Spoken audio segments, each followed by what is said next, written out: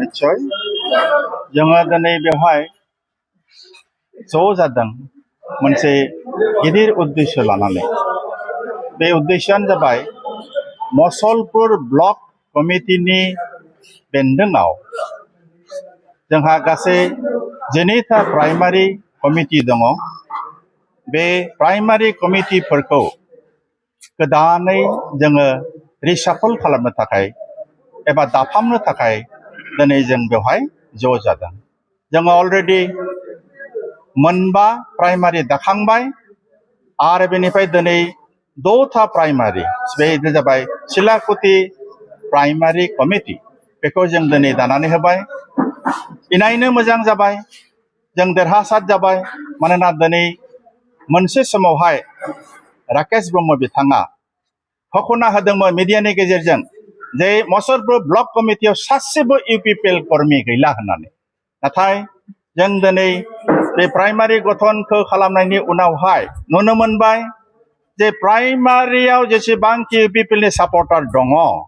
इउपिपिएलखौ मोजां मोनग्रा दङ इउपिपिएलनि कर्मकर्ताफोर दङ बिथांमोना सासेबो दोरोदाखै राकेश बुंनाया टटेलि नंखाय आरो जों गाबोननो मोननै खालामबावगोन अब्लानिया जोंनि 8टा जोबगोन बे मोननैयानो जाबाय अदालबारि प्राइमारि आरो बेनिफ्राय बरमा प्राइमारि आरोबाव थाबावगोन जोंहा मात्र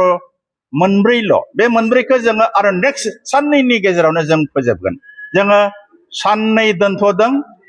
4 तारिख आरो 5 तारिख मानोना 5 तारिखआ जोंनि इउपिपिएलनि प्रतिष्ठा दिबस बेखौ जोङो मानिथारनांगोन मानोना जों साफा साफा इउपिपिएलनि कर्मी इउपिपिएलखौ मोजां मोनग्रा थ' जों बेखे बुंलिया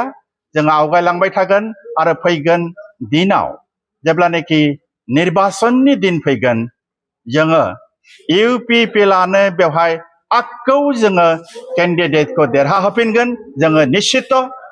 जायफोरा जोंनि बेरेखा गसंगोन जों बिथांमोनखौ फेजेनगोन बियो रोखा 100% रोखा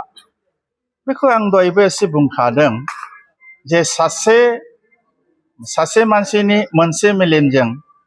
मोनसे राजनितिका जेब्लायबो जोनोम जानो हाया आरो बिथाङा जि माने सिन्ता धाराजों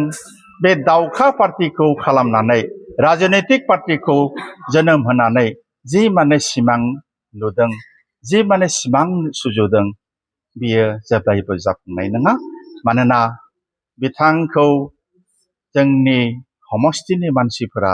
गाज्रि मोनो बे रोखा जाबाय बिथांनि जि बेबहार बेबो मोजां नङा नाथाय मानसि हिसाबै जिहेतु बे भारतनि नोगोरारि हिसाबै अधिकार दङ